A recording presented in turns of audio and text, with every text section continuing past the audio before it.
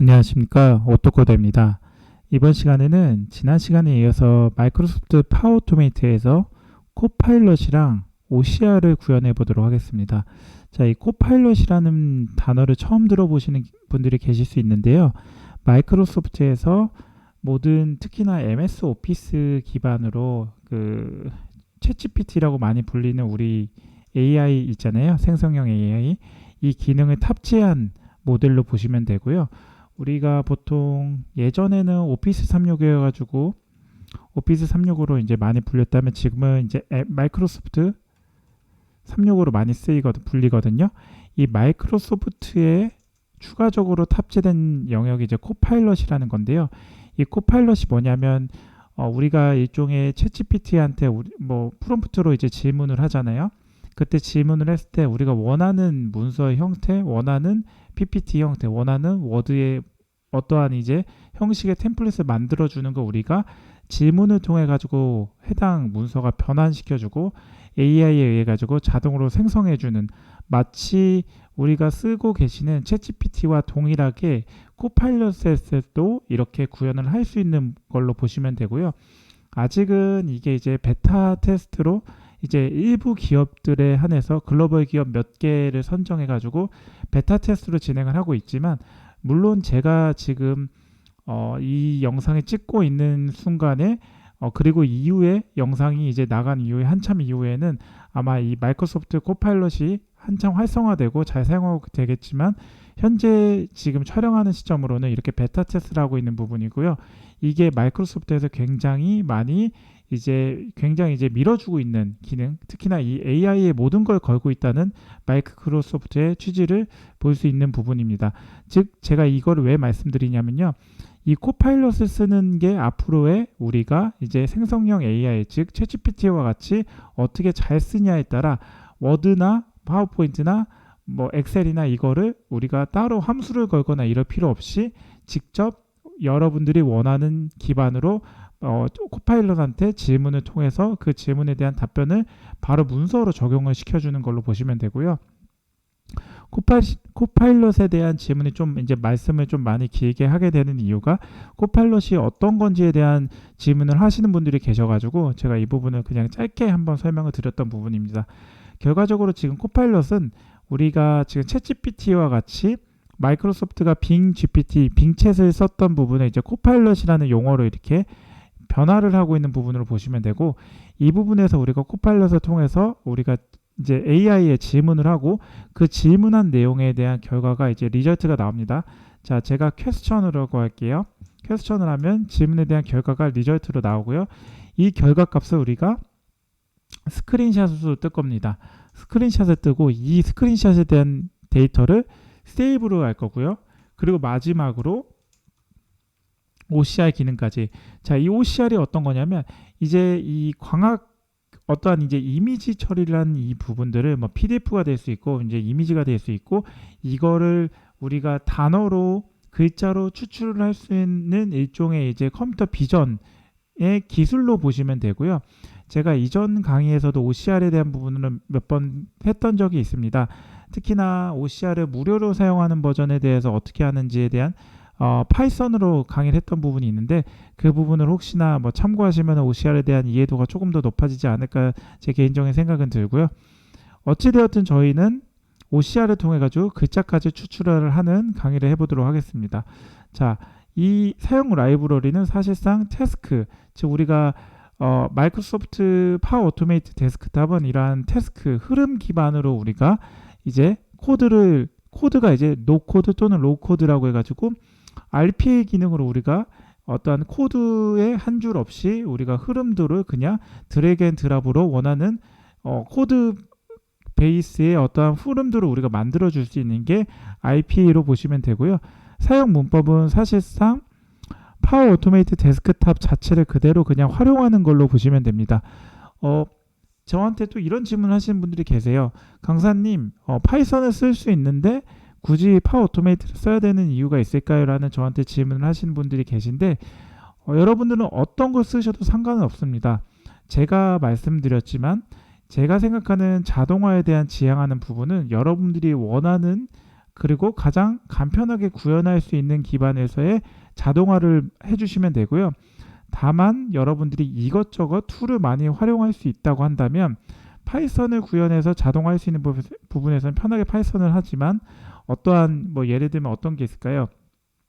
응용 프로그램을 뭐 핸들링을 한다거나 어떠한 이제 창을 잡고 드래그하거나 창을 잡고 어떠한 부분에 요소를 클릭을 한다거나 이런 것들은 사실상 어떠한 이제 뭐 파이썬을 통해 가지고 하기에는 이제 마우스에 대한 픽셀 값을 잡고 거기에 이제 포지션을 잡은 다음에 그거를 클릭을 하는 부분 이외에는 사실상 쉽지 않은 부분이 있는데 이러한 부분들은 마이크로소프트 파워 오토메이트는 이런 응용 프로그램, 클라이언트 프로그램들 자체를 그냥 하나의 그냥 요소로 잡고 그 요소 자체를 그 안에서의 뭐 태그나 아니면 클릭할 수 있는 버튼이나 이런 거는 하나의 개별 개체로 인식을 하고 있거든요.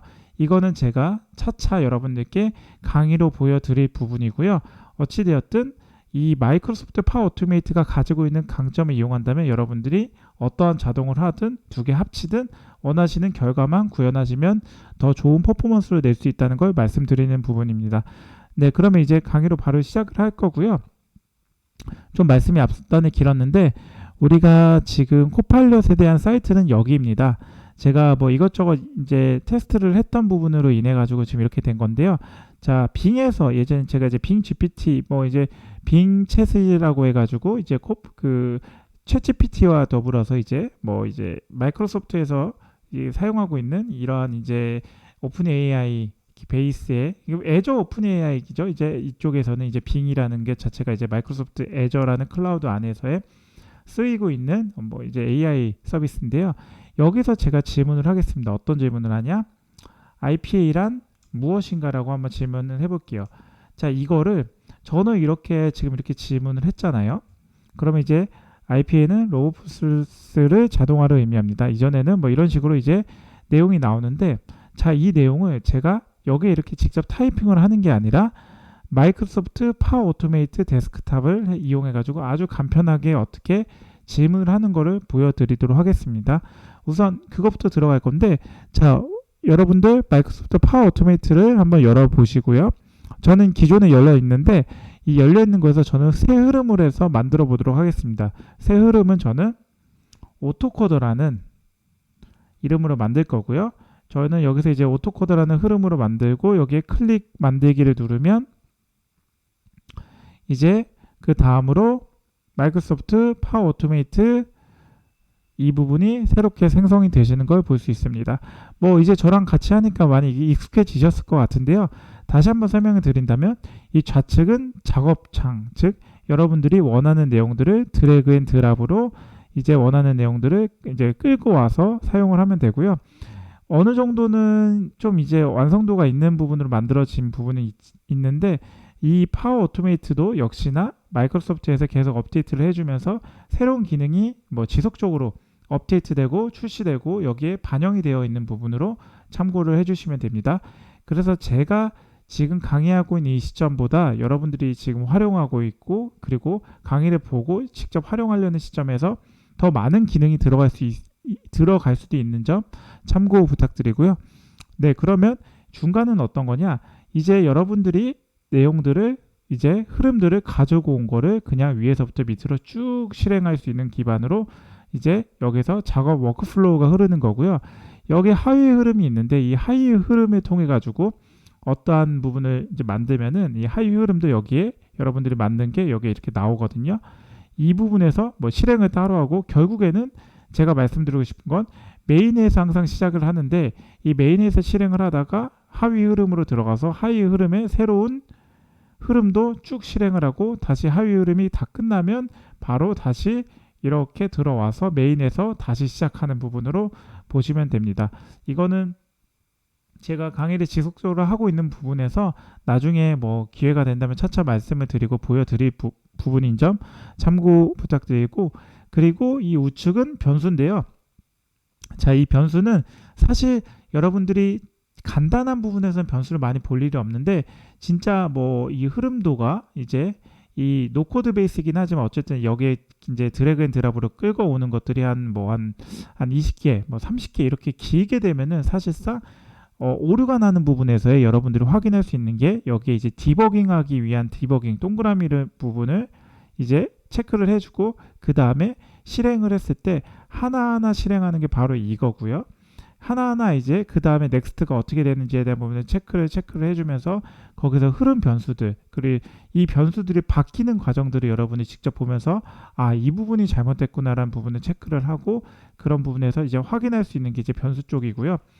사실 변수는 어떻게 보면은 가장 프로그래밍에서 기본이 되는 부분이기 때문에 여러분들이 좀 아무리 이제 IPA이고 뭐 노코드 이제 코드가 없는 거라고 생각하실 수 있는데 변수는 굉장히 중요한 부분인 점 참고해 주시기 바랍니다.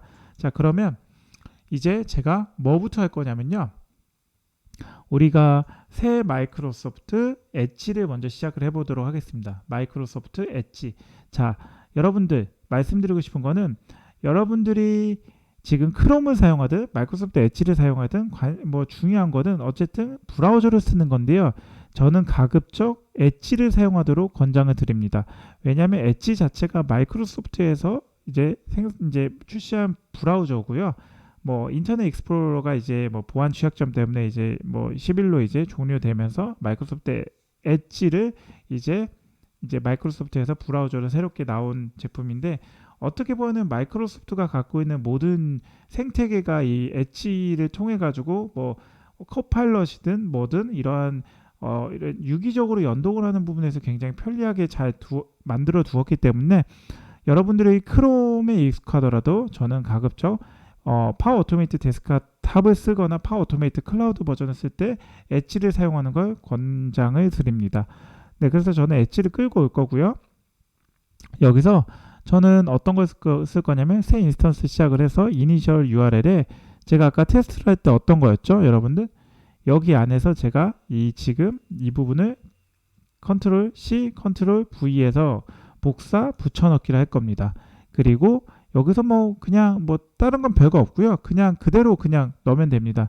근데 저는 여기서 창 상태를 그냥 최대화됨을 해가지고 창을 가장 크게 한번 띄워보도록 하겠습니다. 그리고 저장을 누르면 실행을 눌렀을 때 어떻게 되는지 보십시오. 실행을 누르면 네, 이렇게 실행이 됩니다. 자, 여기까지 됐을 때 실행이 되는 것까지는 문제가 없습니다. 그리고 저한테 가끔 물어보시는 분들 중에 강사님 이게 어떻게 보면은 이제 파이썬이랑 셀레니움이나 아니면 뭐 비트부습이나 이 어떻게 브라우저에 대한 핸들링을 할 때 크롤링하는 기반은 뭘 써도 상관없지 않나요? 저한테 물어보시는 분들이 계신데 제가 명확하게 말씀드리고 싶은 부분은 해당 부분을 셀레늄을 쓰든 뷰티풀숲을 쓰든 여러분들이 직접 쓸 때는 어떻게 보면은 브라우저 자체가 시스템에 의해서 자동으로 실행된다는 부분이 이렇게 메시지가 나오게 됩니다. 그 메시지가 나온다는 거는 웬만한 브라우저나 아니면 사이트에서는 이거에 대해서 차단 정책을 거는 케이스도 있거든요. 이 코파일럿이란 사이트도 마찬가지입니다. 제가 나중에 기회가 되면 보여드릴 건데요. 저도 테스트를 해봤는데 그렇게 차단이 되는 케이스에는 여러분들이 어떻게 하냐, 이제 유저 에이전트 값을 넣어줘가지고 유저 에이전트를 넣어줘서 이거를 뭐 모질라 뭐 어쩌고저쩌고 해가지고 이제 직접 여러분의 브라우저가 시스템에 의해 가지고 아니면 뭐 셀레니움 이런 크롤링 뭐 이런 이제 뭐 매크로에 의해 가지고 자동으로 돌아가는 게 아니라 직접 사람이 동작하는 거를 마치 사람이 동작하는 것처럼 보여줘야 되는 번거로움이 있거든요. 근데 이 마이크로소프트 파워 오토메이트 데스크탑을 쓴다면 사실 여러분들이 쓰고 있는 환경의 PC에서의 그런 뭐 예를 들면 이제 브라우저를 연다거나 이런 거는 마치 내가 사람이 직접 하는 것처럼 간단하게 해줄 수 있거든요. 그렇기 때문에 여기서도 지금 아무 질문을 저한테 물어보지 않고 바로 이 창이 뜨는 건데 한번 테스트를 해보시면 제가 평소에 했던 것처럼 파이썬에 셀레늄을 쓰면 이런 화면이 나오지가 않는 부분을 보실 수가 있습니다.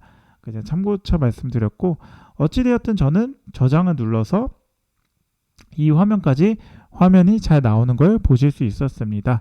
어떻게 이번 시간은 뭐 이제 여기까지 진행을 하고요. 어떻게 도움이 되셨나요? 앞단에 이제 코파일럿이라는 부분을 설명하는 부분에서 조금 강의가 좀 길어졌던 부분이 있는데, 초반에 이 부분을 여러분들께 이제 저는 항상 여러분들께 업무 자동화, 시스템 자동화를 강의를 하면서 그 배경 설명까지 같이 하면서 수강생분들 그리고 여러분들 구독자분들에게 조금 더 유익한 정보를 전달을 해드리고 싶어 왔던 부분으로 그냥 참고해 주시면 좋을 것 같습니다.